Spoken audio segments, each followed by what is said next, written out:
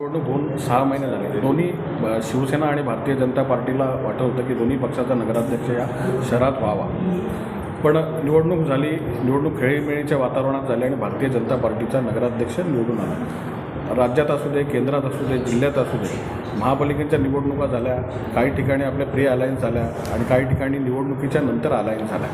पण भारतीय जनता पार्टीने निवडणूक झाल्यानंतर आमच्या शिवसेनेच्या नेतृत्वाला असू दे किंवा इथल्या स्थानिक लोकांना असू दे कोणत्याही प्रकारचा विश्वास न घेता या ठिकाणी काँग्रेसला सोबत घेऊन त्यांनी इकडे सत्ता स्थापन करण्याचा प्रयत्न केला.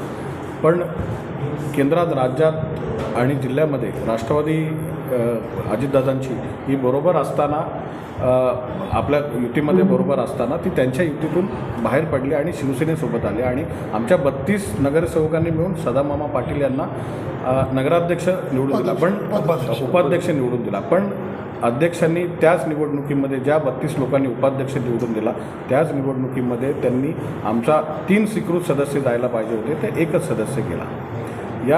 यानंतरच शहरामध्ये शिवसेना आणि भाजपमध्ये जे कम्युनिकेशन गॅप निर्माण झाली आणि हे मतभेद निर्माण शहरात झाले आणि ते स्वतः कोर्टात गेले. आम्ही काय कोर्टात गेलो नाही, ते स्वतः कोर्टात गेले.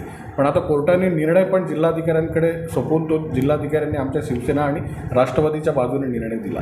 पण कुठेतरी या गोष्टी शहर विकास करायचा असेल तर या गोष्टी कुठेतरी आपण थांबवल्या पाहिजेत. भाजपच्या नेतृत्वाने आमच्या शिवसेनेच्या नेतृत्वाशी चर्चा केली पाहिजे, खासदार साहेबांशी असतील, उपमुख्यमंत्री एकनाथ शिंदे साहेबांशी असेल चर्चा केली पाहिजे आणि युती धर्म पाळून शहराचा विकास आणि अंबरनाथ नगरपालिकेचा कारभार चालवला पाहिजे. ही आमची सगळ्या नगरसेवकांची इच्छा आहे. आणि ते जर म्हणत असतील की शिवसेना नेहमी सभा तहकूब करते, रद्द करते, आम्ही 3 सभा झाल्या, त्यातली 1-2 सभा आम्ही तहकूब केल्या आणि 1 सभा आम्ही रद्द केली. का तर आमचं जे संख्याबळ आहे 32चं संख्याबळ आहे. आमच्याकडे 32 नगरसेवक आहेत. 32 नगरसेवकांना तुम्ही विश्वासात घेतलं पाहिजे.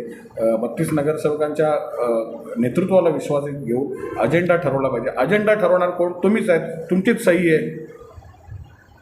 तुमच्याच सहीने तुम्ही अजेंडा ठरवताना मग तुम्ही आमच्या शिवसेनेच्या नेतृत्वाला विश्वासात घेतला पाहिजे, हेच आमचं म्हणणं होतं. म्हणून आम्ही 1 सभा आम्ही रद्द केली.